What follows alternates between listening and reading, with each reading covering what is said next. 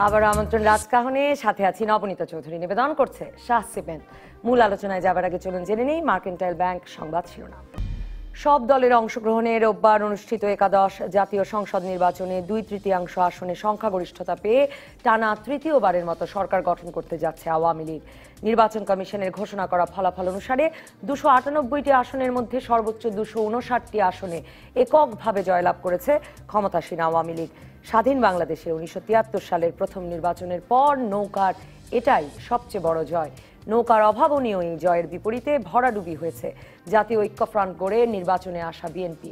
তাদের ধানের শীষের প্রার্থীরা মাত্র 7টি আসনে জয়ী হলেও ইতোমধ্যে 700 কোটি টাকা ব্যয়ে অনুষ্ঠিত হওয়া ভোটের এই ফলাফল সোমবার আনুষ্ঠানিকভাবে প্রত্যাখ্যান করে নতুন করে নির্বাচন দেওয়ার দাবি জানিয়েছে বিএনপি। এছাড়া নির্বাচন পর্যবেক্ষণে বিদেশি পর্যটক আসার বিষয়টি আওয়ামী লীগের আইওয়াশ অভিযোগ করে দলটির নেতারা বলছেন, পুনর্নির্বাচনের দাবিতে আইনিভাবে এবং আন্দোলন দুভাবেই এগোবে বিএনপি। জনগণের গণরায়ের বিরুদ্ধে বিএনপি ঐক্যফ্রন্ট অবস্থান নিয়েছে জানিয়ে ঐক্যফ্রন্টকে নির্বাচনের রায় মেনে নেওয়ার আহ্বান করে আওয়ামী লীগের পক্ষ থেকে বলা হচ্ছে, বিএনপি নেতৃত্বাধীন জাতীয় ঐক্যফ্রন্ট নিজেদের দোষে 7টি আসন পেয়েছে। ব্যাপক উৎসাহ উদ্দীপনা ও শান্তিপূর্ণ পরিবেশে বিপুল ভোটদানের মাধ্যমে নির্বাচন অনুষ্ঠিত হয়েছে দাবি করে পুনর্নির্বাচনের কোনো সুযোগ নেই জানিয়ে ইসির পাশাপাশি আওয়ামী লীগও বলছে, 30শে ডিসেম্বর নির্বাচন নিয়ে যেসব অভিযোগ এসেছে নির্বাচন কমিশন তা খতিয়ে দেখবে। এছাড়া সুষ্ঠু ভোটের জন্য জনগণের সঙ্গে আইনশৃঙ্খলা বাহিনীর সকল সদস্য এবং নির্বাচন কমিশন সহ সংশ্লিষ্ট সবাইকে আওয়ামী লীগের পক্ষ থেকে অভিনন্দন জানিয়ে দলটির নেতারা বলছেন, আওয়ামী লীগ সভানেত্রী শেখ হাসিনার আকাশচুম্বী জনপ্রিয়তা এবং বিগত 10 বছরের যে উন্নয়ন তারই ফল এই বিজয়। এসব নিয়ে আলোচনায় আজ রাজকাহন স্টুডিওতে আছেন জাতীয় পার্টির প্রেসিডিয়াম মেম্বার কাজী ফিরোজ রশিদ এমপি, বিএনপি চেয়ারপারসনের উপদেষ্টা আব্দুস সালাম এবং গণসংহতি আন্দোলনের প্রধান সমন্বয়কারী জোনায়েদ সাকি। স্বাগত আপনাদের তিনজনকেই। কাজী ফিরোজ রশিদ এমপি, আপনাকে অভিনন্দন, আপনি আবারও এমপি নির্বাচিত হয়েছেন। কিন্তু অভিনন্দন জানিয়ে শক্ত প্রশ্ন করে শুরু করি যে মহাজোটের প্রার্থী না হলে এমন নির্বিঘ্নে এমন আনন্দে ভোট করতে পারতেন কিনা? ধন্যবাদ। জোটবদ্ধভাবে নির্বাচন করা তো এদের সেটা রেওয়াজ। জোনায়েদ সাকিরা জোটবদ্ধভাবে নির্বাচন না করে এককভাবে নির্বাচন গিয়েছে। ওনারা একটা বাম গণতান্ত্রিক সেটা অতএব এই দেশে যদি কেউ একক নির্বাচন করতে চায় তার ফলাফল কি হবে সে জানে। আমরা তো অন্যায় কিছু করি, আমি যে কোনো একটা জোটের সাথে থাকবো, এটা তো আমার নিয়ম। আমরা যখন দেখেছি যে তাদের 20 দলীয় জোট আছে, আমরা কখনো ছিলাম না তাদের সাথে। গত নির্বাচনে আমরা আওয়ামী লীগের সঙ্গে জোট করেছিলাম, পরবর্তী সময়ে আমাদের 3 জন মন্ত্রীও ছিল, আমাদের 41 জন এমপি ছিল সংসদে। এবার আমরা মহাজোট করেছি, তবে শেষ তক আমাদের প্রার্থীর সংখ্যা ছিল মাত্র 26 জন নির্বাচনে। তার মধ্যে আবার একজন আওয়ামী লীগের ক্যান্ডিডেটকে নির্বাচনকালীন সময়েই তাকে সমর্থন দিল। তাহলে আমাদের মহাজোটের প্রার্থী ছিল টোটাল 25 জন। মানে নৌকা সরিয়ে নিয়ে লাঙ্গলকে রেখেছিল 25টি আসনে, যেখানে নৌকা থাকবে না, এই ধরনের আসন ছিল মাত্র 25টি। সেইখানে আমি জানি বোধহয় 21টি জন লাভ করছি পর্যন্ত। আর উন্মুক্ত কিছু আসন ছিল যেখানে নৌকা থাকবে, লাঙ্গল থাকবে, ধানের শীষ থাকবে, সব প্রার্থী থাকবে, সেখানে আমাদের একজন জয়লাভ করেছে, বরিশাল টিপু। হ্যাঁ, তো এখানে আমাদের 22 জন জয়লাভ করেছে টোটাল। গতবার ছিলাম আমরা 41 জন সংসদে মহিলা আসন সংখ্যা আসনে। আমি কাজী ফিরোজ রশিদ, যারা আলাদাভাবে মানে নৌকাও ছিল, উন্মুক্ত আসন যেগুলোকে আপনারা বলছেন যে নৌকাও ছিল লাঙ্গলও ছিল, সেই আসনেরও কাল বোধহয় ভোট হতে হতেই আপনাদের মানে সুনীল শুভ রায় সহ 4-5 জন সম্ভবত ভোট হতে হতেই বর্জন করলেন। আমরা তো ইলেকশন করার জন্য দাঁড়ায় না, কিছু মনে করেন না। এইটা হয়েছে কি, কিছু লোকের একটা মেনি আছে, ঘোড়া রোগের মতো ইলেকশন করব। তার মধ্যে মেজর খালেদ একটা, সুনীল একটা। সুনীলের ওই সিটে 6 বারের সংসদ সদস্য হচ্ছে পঞ্চন বিশ্বাস, পঞ্চানন্দ বিশ্বাস, বৈঠকাটা সুন্দরবনের একটি অংশ, সেইখানে 6 বার এমপি, দাগব থানা। এইখানে 70% হলো minority voter, Hindu voter. Sunil Shubho রায়ের শ্বশুরবাড়ি ওই দেশে, ও মনে করছে কি হিন্দু নাম দিয়ে দাঁড়াইলেই হয়ে যাবে। আমরা অনেকবার বলছি যে এই সিটে দাঁড়াইও না, সে তখন পঞ্চানন বিশ্বাস দাঁড়াইছে, সেই সিটটা আওয়ামী লীগ ছাড়বে না, সেই স্বতন্ত্র একবার পঞ্চানন হয়ে গেছিল, সেই সিটে জোর করে সে দাঁড়াবে, তখন আমরা উন্মুক্ত করেছি, ঠিক আছে তুমি দাঁড়াও। এটা আওয়ামী লীগ ক্ষেত্রে এই হয়েছে যে আমাদের সিটে আবার লাঙ্গুলে দেবা, কিন্তু দাঁড়ানোর পরে তার অবস্থাটা দেখেন, সে উদ্যোগ করছে, কারণ তার তো কোনো ভোট পেত না, হয়তো 50টা 100টা ভোট পেত। এইরকম আমাদের বহু ক্যান্ডিডেট যারা নির্বাচন করার জন্য পাগল হয়ে গেছিল, অনেকের ধারণা থাকে যে নির্বাচনে দাঁড়ালে দল থেকে বোধহয় 20 লাখ 30 লাখ 50 লাখ টাকা পাওয়া যাবে। তারপরে যখন দেখছে যে দল নমিশন দিয়ে এক পর্যায়ে চলে গেছে, আর কেউ খুঁজে পাওয়া যায় না, তখন এলাকায় যে বলছে আমরা কি করবো, আওয়ামী লীগ বলছে তোমরা কি করবে, তোমাদের ব্যাপার আমরা এই ধারে কাছে নাই।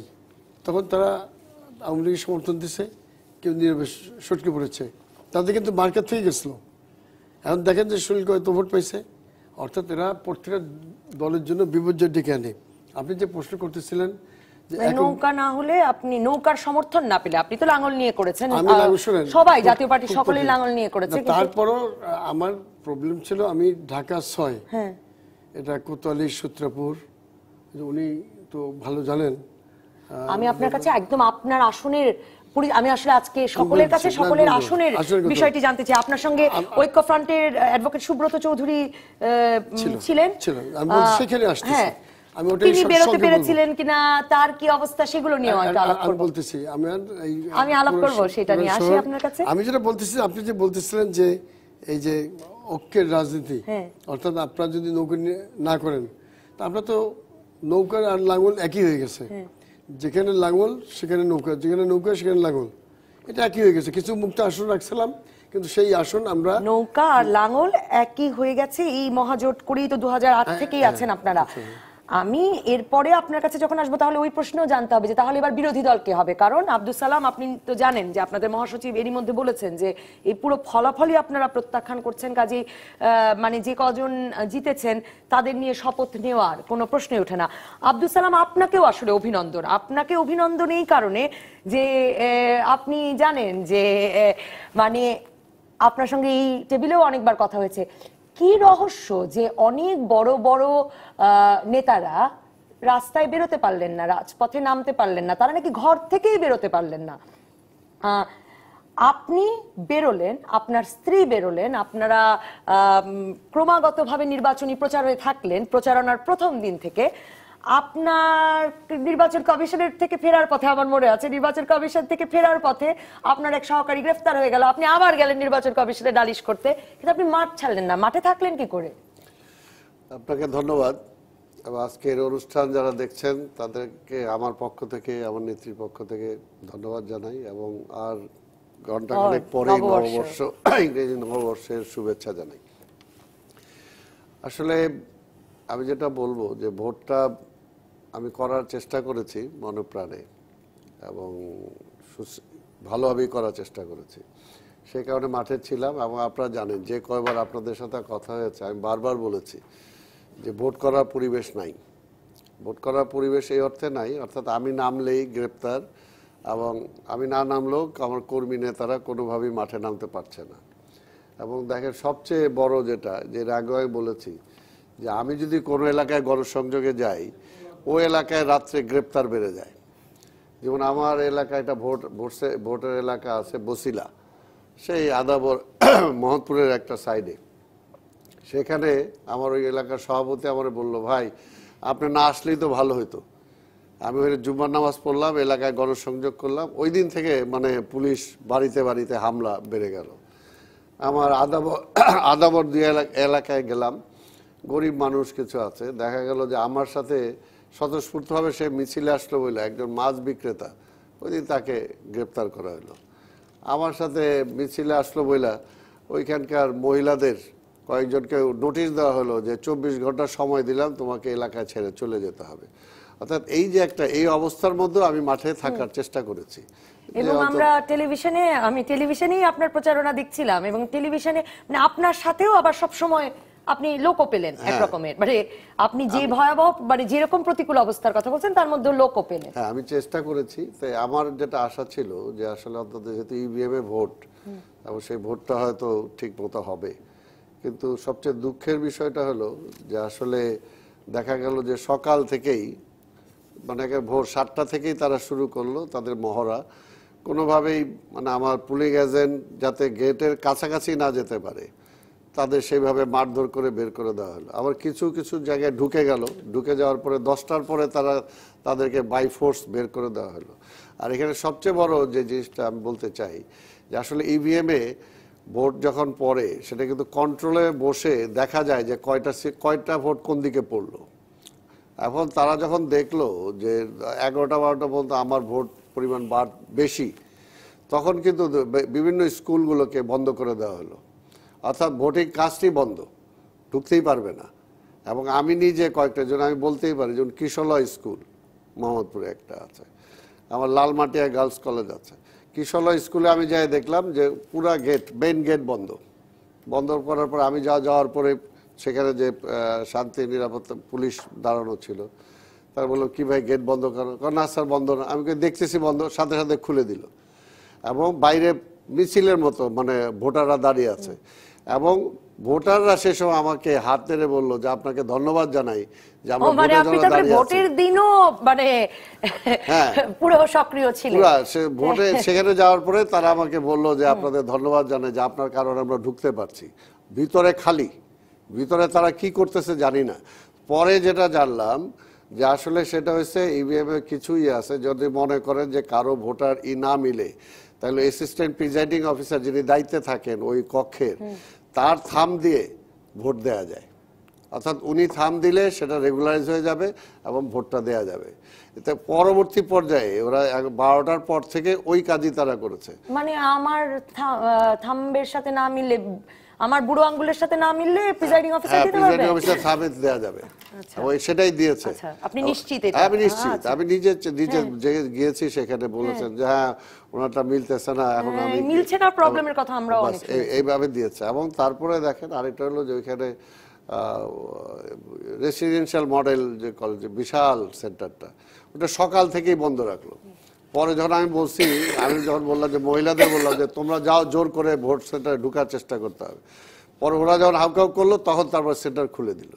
খোলার পরে দেখা গেল যে ওইখানে ওই একই কায়দা, এই ভোট মিলতেছে না, এটা হচ্ছে না, ওইটা হচ্ছে না, অর্থাৎ বিভিন্ন কাজে দেখায় ভোটটাকে ডিলে করা। আর একটা হলো যে প্রতিটা সেন্টারে একটা বা দুইটা মেশিন তাদের বিকল। এবং এগুলো নিয়ে আমার একটা ইসের আছে, যেটা আমি নাম বলতে পারবো, সেই মাদ্রাসাটাতে অসংখ্য লোক লাইন ধরে দাঁড়িয়ে আছে, মহিলা পুরুষ, তারা ভোট দিতে পারছে না। এক পর্যায়ে এসে তাদের উপর পুলিশ লাঠিচার্জ করে তাদেরকে সব সরাই দিল। তারা ভোট দিবে কিন্তু তাদেরকে ঢুকতে দেওয়া হলো না। অর্থাৎ এই যে একটা মানে পুরো একটা সাজানো আরেকটা আমি এখানে বলি যে সাজানো কারণ, যে দেখেন ফিরোজ ভাই ইভিএম এ ভোট করেছেন, আমার এখানে আমার রেজাল্টটা 13 আসনটা আমি ওই দিন শুনেছি আপনার এটা এখান থেকে যখন আসলো তখনও কিন্তু ঘোষণা হয়নি। এবং সেটা দেখেন যেটা হলো 1 ঘন্টার মধ্যে, হ্যাঁ 7.5 ঘন্টা, 7.5 ঘন্টা কেন হলো? অর্থাৎ এটাকে ম্যানিপুলেট করা হয়েছে। আব্দুল সালাম, আমি আপনার কাছে এরপরে যখন আসবো, আমি আসলে বিএনপি আজকে বলেছে যে মাঠে তো বটেই, আইনগতভাবেও তারা একটা আন্দোলন চালাতে চায়। আপনি পোলিং এজেন্টদের বের করে দেওয়া থেকে শুরু করে নানা অভিযোগ, মানে আপনি বলছেন আপনার কাছে লেখা আছে, আপনি নির্বাচন কমিশনে ক্রমাগত গেছেন, নালিশ করেছেন, নালিশ তো নয় মানে অভিযোগ করেছেন। আপনি এই অভিযোগগুলো আবারও করবার প্রক্রিয়ায় যেতে চান কিনা, সেই প্রসঙ্গ নিয়ে আমি ফিরবো আপনার কাছে। আর এই কথাটা জানতে চাই, আপনি রাস্তায় থাকতে পারলেন, জিততে পারলেন না হয়তো, কিন্তু আপনি রাস্তায় থাকতে পারলেন, বিএনপির অনেক বড় নেতা থাকতে পারলো না কেন? এটা কি শুধুই আপনি যে প্রতিকূলতার কথা বলছেন সেই প্রতিকূলতাগুলো কিনা?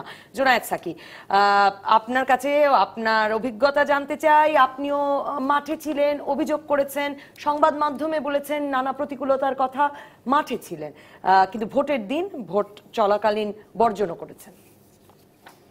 না দেখুন, আমরা ভোটের দিন মানে যাই হোক, সবাইকে নতুন বছর আসছে, খ্রিস্টাব্দ 2019 সালের শুভেচ্ছা জানাই। আমি যা বলবো সেটা খুব এখন যে অবস্থা চলছে তাতে যেভাবে এই নির্বাচনকে একটা খুবই সুষ্ঠু অবাধ নির্বাচন হিসেবে বলা হচ্ছে, আমাদের অভিজ্ঞতায় একেবারেই তা নয়, উল্টো, বরং এই নির্বাচন একটা সম্পূর্ণভাবে নিয়ন্ত্রিত নির্বাচন হয়েছে এই নির্বাচনে জনগণের ভোটের প্রতিফলন ঘটেনি, জনগণের বিরাট অংশ ভোট দিতে পারেননি এবং যেভাবে ভোট কারচুপি হয়েছে সেটাও আসলে প্রায় নজিরবিহীন বলা চলে। আগের দিন রাত থেকে আমরা খবর পাচ্ছিলাম যে বিভিন্ন ভোট কেন্দ্রে ব্যালট বাক্স ভরে ফেলা হচ্ছে, নির্দিষ্ট একটা অংশ ভোট তারা আগেই রাতে ভরে ফেলবেন বলে তারা ঠিক করেছেন। এবং আমরা তো একই দেশে বসবাস করি, কাজেই যারা এখানে প্রিজাইডিং অফিসার কিংবা ইত্যাদি আছেন কারো না কারো পরিচিত বন্ধু বান্ধব তো থাকেই, কাজেই আমরা খবরাখবর না পাওয়ার কোনো কারণ নেই।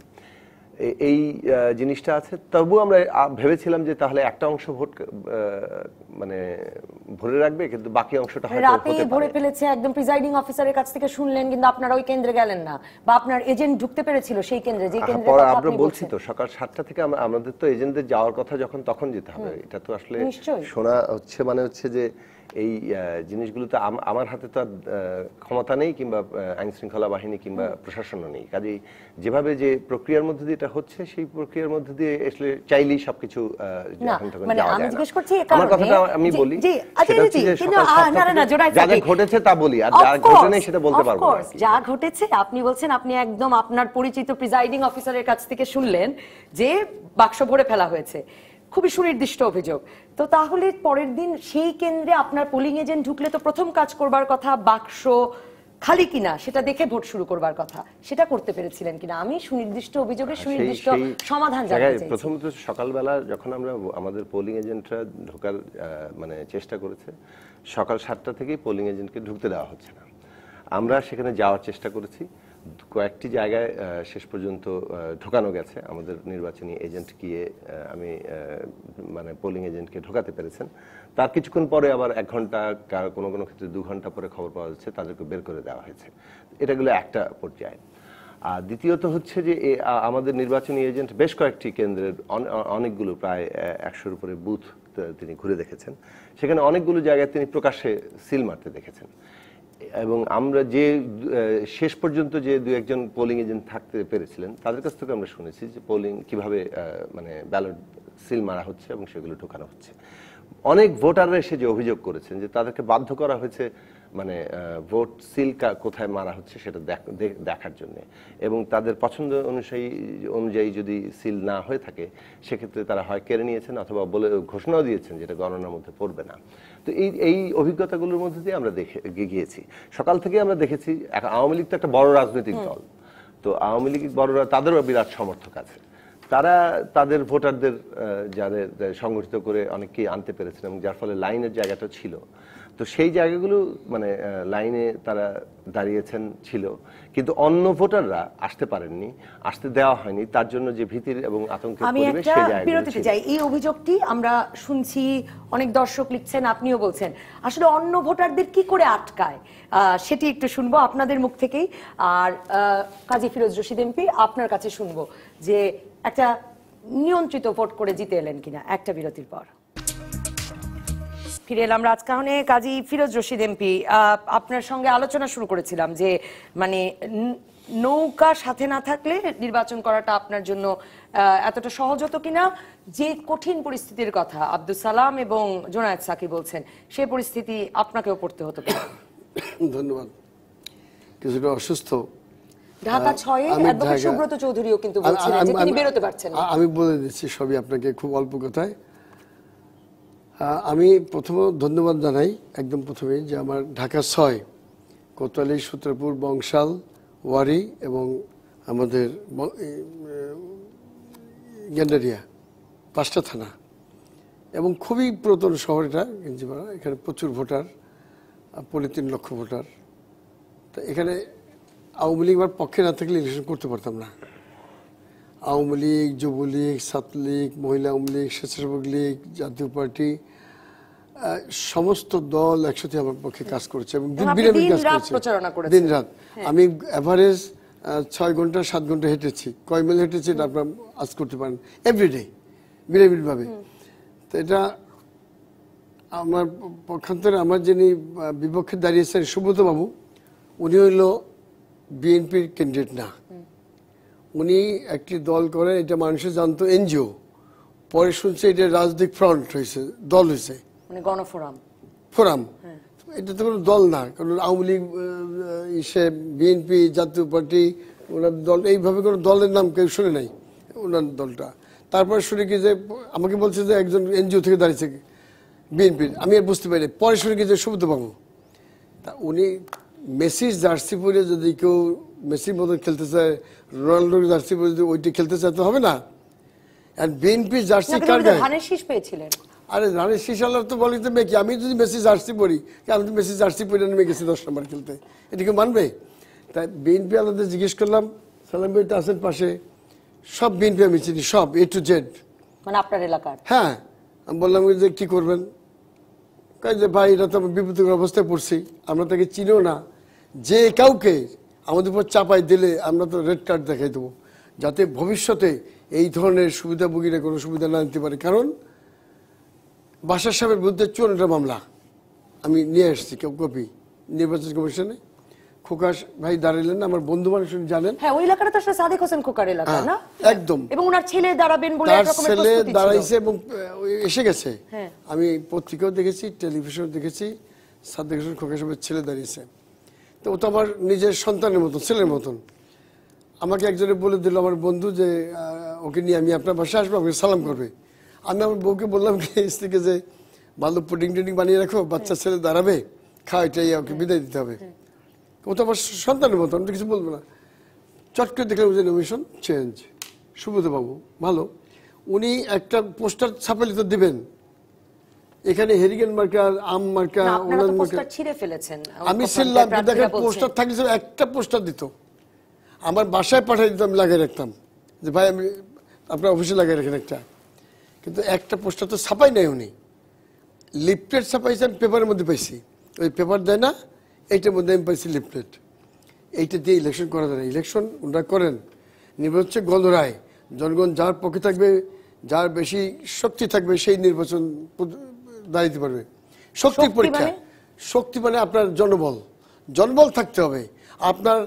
500 প্রশাসনিক বল নাকি ক্ষমতার বল? আমি আপনাকে বুঝিয়ে দিচ্ছি, 530টা আমার বুথ, 98টা সেন্টার, তো 530টা বুথে আপনারা যদি 2 জন করে দেন, কতটা লোক লাগে?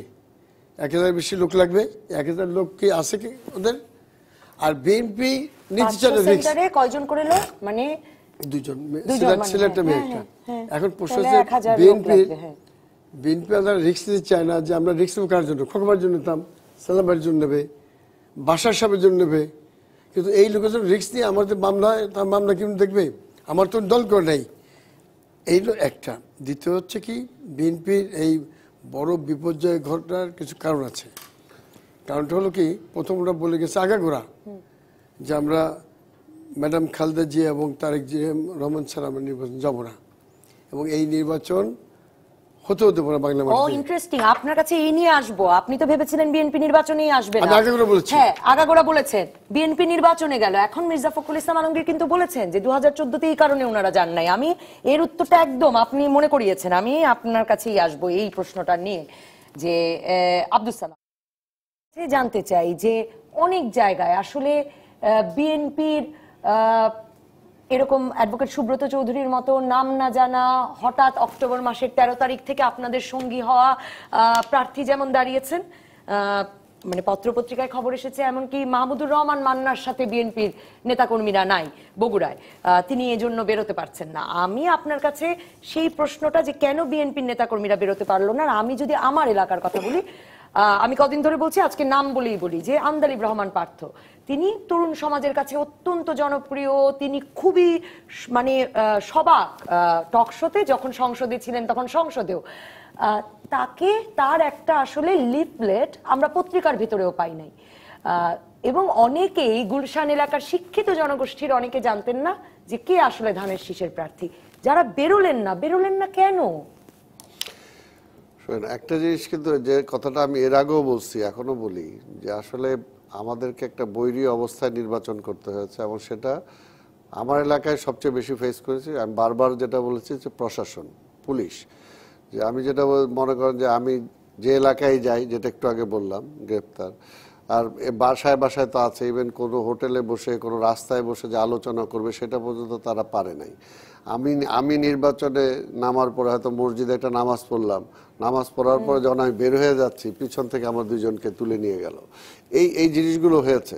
তবে অন্য এলাকাটা আমি বলতে পারবো না, তবে গুলশান যেটা বলেছেন একটা অন্তত বলতে পারি যে যেদিন নমিনেশন অ্যানাউন্স হওয়ার পরের দিন পার্থ একটা জায়গায় মিটিং করতেছিল, সেখানে আমাদের গুলশানের মানে থানার সভাপতি ছিল যে আমাদের আগের কাউন্সিলর এবং মহানগরী ভাইস প্রেসিডেন্ট আব্দুল আলম নকি, তারপর আমাদের সিটির জয়েন্ট সেক্রেটারি 5, এরকম বেশ 15-20 জন ওই বাড়িতে যে পুলিশ হামলা করছে যেখানে বসছে মানে পার্থ তাদেরকে নিয়ে।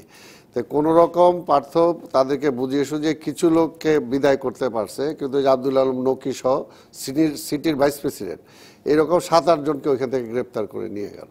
অর্থাৎ এইটা হলো এরকম অবস্থা, এটা হয়ে করেছে। পোস্টার তো দিবে, একটা পোস্টার ছাপাবে তো, যাকে সেটা যার যার আমি বলতে পারবো। যেমন আমারটা বলি, পোস্টার লাগানো বললাম তো যে রাত্রে পোস্টার লাগালে পুলিশ ধরে, আর একদিক দিয়ে আওয়ামী লীগ কেটে দেয়, যেটা আমি বলেছি। যেমন এর জন্য ইলেকশন মানে ফাইনাল ডেট 2 দিন আগে আমি নিজে রাত্র 12টা থেকে ভোর 6টা পর্যন্ত আমি নিজে থেকে বলেছি ঠিক আছে আমি থাকবো, চলো পোস্টার লাগাও। যেটা আপনি দেখবেন আপনাকে তো মাঠে থাকতে হবে। আমার প্রশ্ন সেটাই, মাঠে তো আসলে আপনাকে থাকতে হবে কারণ আপনি ভোটে দাঁড়িয়েছেন। সেটাই, যে কারণে দেখবেন আপনি এখনো হয়তো আমি দেখছি কিছু ফেস্টুন আছে মোহাম্মদপুর মেইন রোডে, পত্রিকায়ও একটা লিফলেট আসবে না, ভোটারের কাছে স্লিপ যাবে না, লোকে জানবে না যে এত বড় তারকা প্রার্থী এই জায়গায় দাঁড়িয়েছে, ভোট দেবে কিসে। অর্থাৎ আমি মোহাম্মদপুর মেইন রোডে যেটা মিরপুর রোড, এই রোডে পরে বাধ্য হয়ে নিজে আমি থেকে লাগাইলাম, দেখেন যে ইলেকশন পর্যন্ত সেগুলো ছিল। তো বাস্তবতাটা হলো এই যে আসলে আমাদেরকে নির্বাচন করতে হয়েছে কমপ্লিটলি পুলিশের এগেইনস্টে।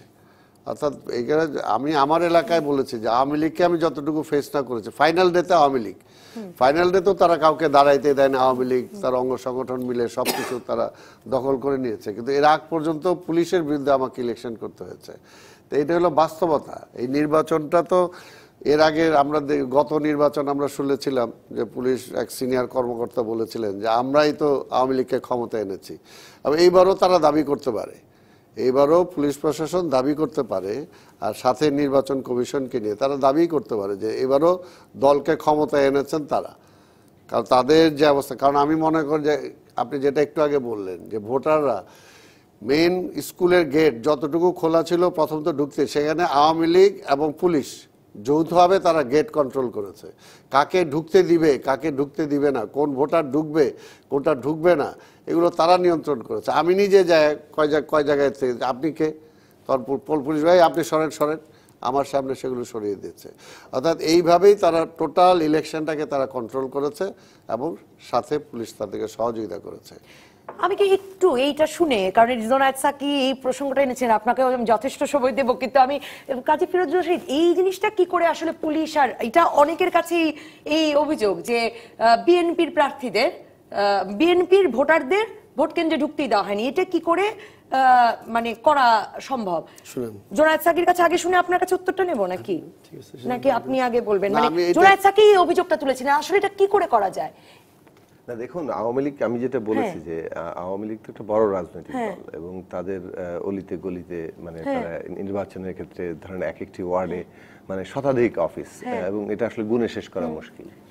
এবং আব্দুল সালামি বোধহয় আমাদের অনুষ্ঠানে সেদিন বলছিলেন যে আমরা একটা অফিস তো নিতে পারিনি, না একটা না, আমরা একটা অফিস তো নিতে পারিনি, ওনার শতাধিক অফিস। এখন এই যে অফিসগুলোতে যারা বসেন, এক একটা পাড়ায় তো আপনার যদি কয়েকটা অফিস থাকে, আপনি তো টোটাল ভোট সংখ্যা, কে কোথায় ভোট দেন, কার কার সাথে পরিচিত, এটা তো আপনার জানা থাকে।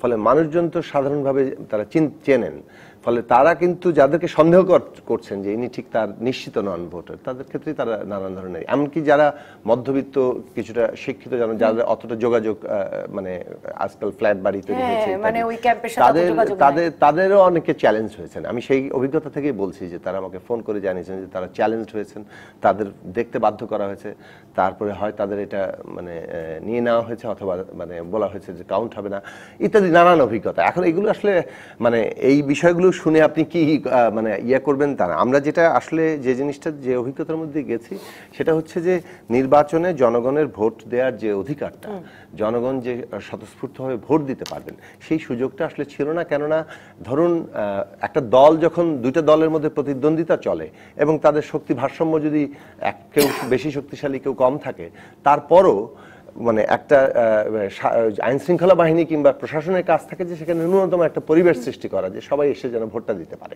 সেক্ষেত্রে কারো কর্মী বাহিনী বেশি থাকতে পারে কিন্তু সমর্থক আরেক দলের বেশি থাকতে পারে। এই পরিস্থিতি তো ঘটে বলেই তো নির্বাচনের ফলাফল পরিবর্তিত হয়, নাহলে তো শুধুমাত্র কর্মী বাহিনী দিয়ে করতে চাইলে এটা তো মল্লযুদ্ধ। তো সেই মল্লযুদ্ধে আপনি জনগণকে আহ্বান করবেন, সেটা তো নির্বাচন না। তাহলে আমাদের যেটা দরকার ছিল যে একটা মাঝখানে একটা জায়গা যেখানে যারা মানুষকে অবাধে ভোট কেন্দ্রে আসতে সাহায্য করবেন, সেই জায়গাটাতে আইন শৃঙ্খলা বাহিনী এবং প্রশাসন পরিপূর্ণভাবে এই বর্তমান সরকারি দল কিংবা যারা ক্ষমতায় ছিলেন তাদের পক্ষে কাজ করেছেন। এবং সেটা খুবই এতই স্পষ্ট যে এটার মধ্যে আসলে এই কারণেই যে অভিজ্ঞতাটার কথা আমরা আগেই বলেছিলাম যে নির্বাচন এখানে সুষ্ঠু হওয়ার সুযোগটা নেই, সেটা আসলে বাস্তবে প্রমাণিত হলো। মির্জা ফখরুল বলছেন সেই প্রসঙ্গে না, সেটা অভিজ্ঞতা একই রকম। আমি একটু বলি, সেটা হচ্ছে যে তার মানে হচ্ছে জনগণকে যদি মোটিভেট করা যেত, জনগণ মানে আমরা তো সবাই নিশ্চয়ই বিশ্বাস করতে চাই যে মানে 10.5 কোটি ভোটারকে এভাবে নিয়ন্ত্রণ করা না, গেল। কোন নির্বাচনটাতে জনগণকে মোটিভেট করে যেখানে প্রশাসন পুরোপুরি চেয়েছে, সেটা কিন্তু আওয়ামী লীগ তো ধরেন 1979 সালে অনেক বড় রাজনৈতিক দল, প্রধান রাজনৈতিক দল, কারণ তখন বিএনপি মাস্টার প্রপারলি ফর্মেট করে না 86 সালে তখন তো বিএনপি ফর্ম করে নাই, কেবলমাত্র রাষ্ট্রশক্তি তাদের হাতে বলে। জেনারেল এরশাদ সাহেব 1986 সালের যে নির্বাচনে করেছিলেন সেখানে আওয়ামী লীগ গিয়েছিল, সেখানে তো তখনও জাতীয় পার্টি মাত্র ফরমেশন স্টেজে, কেবলমাত্র রাষ্ট্রশক্তিতে তারা ছিলেন বলে আওয়ামী লীগের মতো রাজনৈতিক দলও কিন্তু সেখানে সেই জায়গাটাতে ইয়ে করতে পারেনি। তো এখন ধরুন রাষ্ট্রশক্তি আর আওয়ামী লীগের মতো গণভিত্তি সম্পন্ন দল দুইটা যদি একসাথে থাকে তাহলে সাধারণ মানুষরা কোথায় যাবেন সেই জায়গাটা কিন্তু পরিষ্কার হয়েছে। একটু নিয়ন্ত্রিত নির্বাচনের বিষয়টা একদম বিশ্বাস করি না। জনগণ যাদের পক্ষে থাকবে নির্বাচন তারা জয়লাভ করবে। আপনার প্রথম হচ্ছে যে আপনি যুদ্ধে নামবেন, আপনার সৈন্য সম্বন্ধ থাকতে হবে। আপনি যুদ্ধ কেন, ভোট যুদ্ধ আপনি নামবেন, আপনার কাছে ভোটার নাই। আপনারা না বলেন ভোট উৎসব, উৎসব বলেন, ভোট যুদ্ধ বলেন, নির্বাচনের একটি অংশগ্রহণ বলেন। এখানে আমি বলতে চাই যে স্বাধীনতার পরে এত বড় উৎসব মুখর পরিবেশে কোনো ভোট হয় নাই। আমি বলতে চাই সমস্ত দলে অংশগ্রহণ এবং এখানে কি সহিংসতা হয়েছে, কিছুই হয় নাই।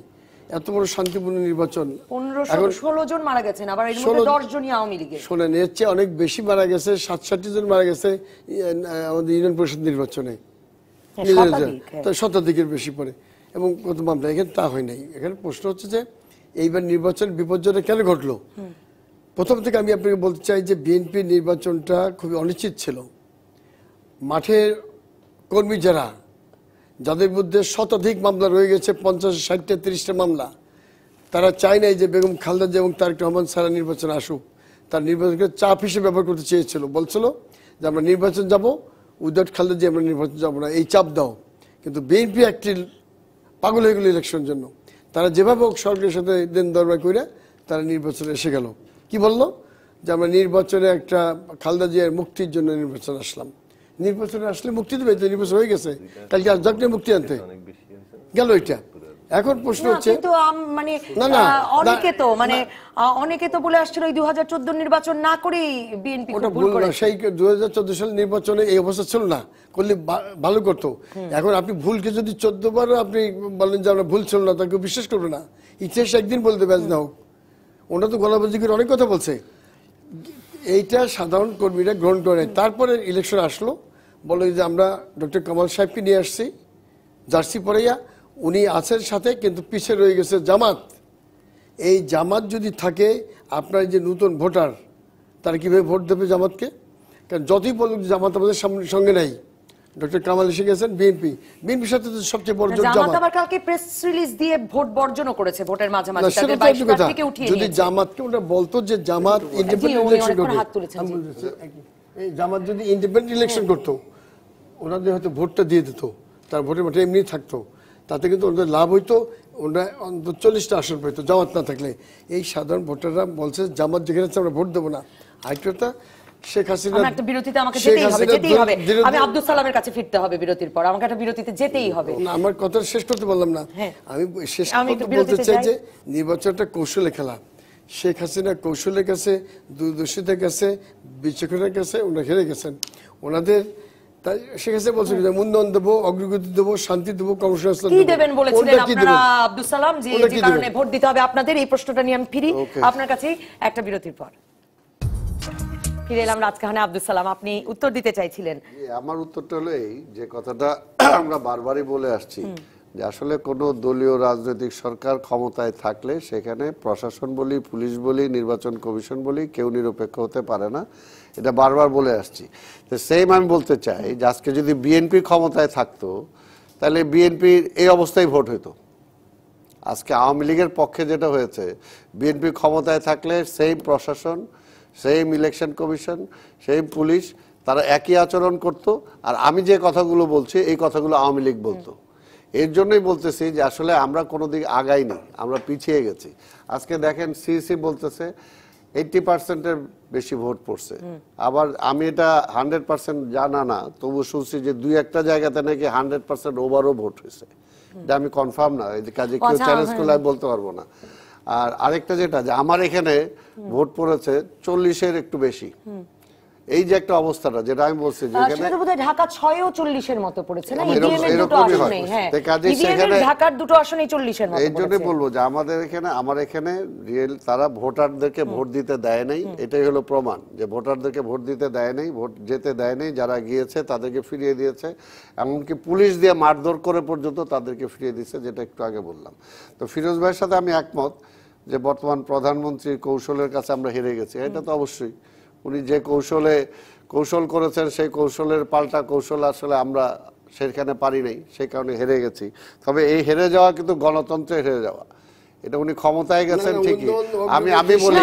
কিন্তু আমি যদি আপনাকে এই প্রশ্নগুলো করি, যে এই প্রশ্নগুলো কিন্তু আছে, ভোট কেমন হয়েছে সেই নিয়ে যেমন মন্তব্য আছে তেমন মন্তব্য, এই মন্তব্য আছে মোহাম্মদ আমি যে কি সর্দার মামুন রশিদ মামুন বলছেন যে পাপ কাউকে ছাড়ে না, এতগুলো লোককে আগুনে পুড়িয়ে মেরেছে, হাজার হাজার লোক পঙ্গু হয়েছে, এদের অভিশাপ কোথায় যাবে?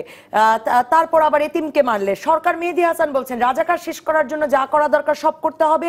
এরপর আরেকটা ইন্টারেস্টিং কমেন্ট ছিল, সেই ইন্টারেস্টিং কমেন্টের লেখকের নামটা এখন পাচ্ছি না। তিনি বলেছিলেন যে ঐক্যফ্রন্ট বলে দিল যে সরকারি চাকরিতে ঢোকার আর কোনো বয়স সীমা থাকবে না, তো 50 বছরের লোকের সঙ্গে আমি করব, মানে তরুণের জন্যই বা কি দিলেন? কাজী ফিরোজ রশিদ এর আগের অংশে শেষ করেছিলেন, আপনারা কি প্রতিশ্রুতি দিলেন ভোটারকে যে ভোটার বিপ্লব করবে আপনাদের জন্য? আমি তো ভোটাররা বিপ্লব করলো কি না করলো, এইখানে যে এখন যে ভোটের বিপ্লবটা হয়েছে এটা কি জনগণ বিপ্লব করছে? আমার প্রশ্নটা তো এটাই যে যদি তাদের পক্ষে সবই থাকে তাহলে তারা একটা নিরপেক্ষ সরকার অধীনে নির্বাচন করতে ভয় পাইলো কেন? কারণ তাদের পক্ষে এটা নাই। কারণ আমি তো বারবারই বলতেছি যে নির্বাচন করেছে পুলিশ, আওয়ামী লীগ আর নির্বাচন কমিশন, এখানে জনগণের অংশগ্রহণ নাই। জনগণ অংশগ্রহণ নাই। জনগণ অংশগ্রহণ ততটুকু বলতে পারেন যে আজকে আমি শেষ করি, জনগণ যত মনে করেন আমাকে যে ভোটটা দিয়েছে, আওয়ামী লীগের যে ভোটটা আছে সেটাকে যদি আমি জনগণ কাউন্ট করি তাহলে সেটা, কিন্তু টোটাল জনগণ এই ভোটিংয়ে পার্টিসিপেট নাই। কাজে এটা যেটা বলবো যে আসলে এটা যারা বলছেন এটাতে যদি সত্যি হয়তো তাহলে আমার আজকে একটা গেম যদি হয়, ধর আগে আমরা খেলাধুলা করতাম, মনে করেন যে আমি আমার এলাকায় টোটাল অ্যারেঞ্জমেন্টই আমার, ঘোষণাও আমার, আমি অ্যারেঞ্জমেন্ট করছি খেলাটা এবং আমি হোস্ট হয়ে যদি আমার টিমের এখানে বাইরের থেকে আইসা একজন জিতে যাবে, এটা কখনো কেউ অ্যালাউই করে না। এই আমার এখানে এসে জিতে যাবি, কাপ আমার কেনা, এই সব কিছু অ্যারেঞ্জমেন্ট করছি আমি, মাঠ আমার, রেফারি আমার, আর তুমি জিতে যাবা। তো এখানে মাঠ তার, রেফারি তার, খরচ তার, প্রশাসন তার, সবকিছু তার, এখানে আরেকজন জিতে যাবে, এটা কি হতে পারে নাকি? এর জন্য আমরা বলছি যে বিএনপিও যদি আজকে ক্ষমতায় থাকতো, আজকে এখানে একটা জিনিস বলেন, জিয়াউর রহমান সাহেবের নির্বাচনের সময় আমরা সমালোচনা করি যে জিয়াউর রহমান জোর করে নিছেন, এরশাদ সাহেবের নির্বাচনেরটা সমালোচনা করি যে এরশাদ সাহেব ক্ষমতাতে জোর করে নিয়ে গেছেন।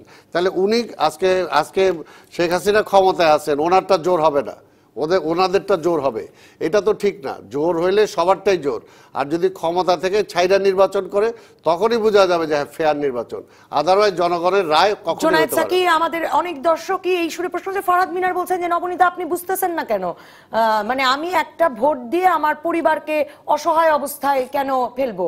এখন আমি বুঝতে পারছি না জোনায়েদ সাকি, কারণ আমি আবার যে ভোট কেন্দ্রে ভোট দিতে গেলাম, আমরা দেখলাম উৎসব মুখর পরিবেশ, মানে অনেকের সাথে পাড়া প্রতিবেশীদের সঙ্গে দেখা হতে থাকলো, কথা হতে থাকলো, এবং নানা জনে ওই যে প্রার্থী খুঁজতে থাকলেন, সেই প্রার্থীর ঠিক আছে, আপনি একটি কেন্দ্র দিয়ে আপনি যে এলাকায় থাকেন সেটা আমি জানি, এবং যে কেন্দ্রে যে জায়গায় থাকেন সেই একটি কেন্দ্র দিয়ে আপনি বাংলাদেশের চিত্র হবে না। কিন্তু আমি এই প্রশ্নটি যেভাবে করতে চাই সেটি হচ্ছে তাই তো, মানে ভোটার, আপনি যদি ভোটারকে ঘর থেকে বের করতে না পারেন, কাজী ফিরোজ রশিদ তো সেটা বলছেন, এবং ভোটার আপনার ভোটার হলে সে ভোট দিয়ে আবার আপনার ফিরে যেতে পারবে, এই পরিস্থিতি না তৈরি করতে পারলে সেই পরিস্থিতি সেটা ঠিক আছে, কিন্তু সেক্ষেত্রে যদি আইন শৃঙ্খলা বাহিনী যদি একটা পক্ষ পরিষ্কারভাবে নেন, তাহলে কিন্তু আপনার এখানে আপনি পুরোপুরি রাষ্ট্রশক্তির বিরুদ্ধে আপনি যুদ্ধ করতে বলছেন, সেটার মতো বাস্তবতা এখনো তৈরি হয়নি, কিংবা মানে সেই লড়াইয়ের জন্য জনগণও প্রস্তুত হয়েছেন কিনা আমি নিশ্চয়ই জানি না এই মুহূর্তে। সেটার ব্যাপারে সেদিকে কি পুশ করা হচ্ছে সেটা প্রশ্ন রেখে গেলাম। একটা কথা বলি, যে কথাটা লিখেছে একজন, লড়বেন কেন, এই প্রশ্নটা অনেক জনগণ করছে, সেটার উত্তর আরেকদিন দেওয়া যাবে কেন লড়বেন। এখন শুধু এটুকু বলি যে রাজাকারদের শেষ করার জন্য যা করার দরকার তাই করতে হবে, এই একটা কথা বললেন না, এটা কিন্তু আমি বলি নাই, না, মানে একজন বলেছেন, কিন্তু এই মনোভঙ্গিটাই কিন্তু কাজ করছে যে রাজাকারদের শেষ করার জন্য যা করার দরকার তাই করতে হবে। তার জন্য ধরেন আমিও সংবাদ মাধ্যমে দেখেছি, অনলাইনে নিশ্চিত হয়ে হয়তো আর বলতে পারতাম, কিন্তু দুটো আসনে মোট ভোটার সংখ্যার চাইতে বেশি ভোট সেখানে কাস্টেড হয়েছে বলে ইয়ে হচ্ছে। আবার একটি আসনে আমাদের একজন প্রার্থী, তাকে শূন্য ভোট দেখানো হয়েছে আমাদেরকে অপমান করার জন্য। এই বিষয়গুলো কিন্তু বাস্তবতার মধ্যেই নির্বাচনটা আপনাকে বিবেচনা করতে হবে।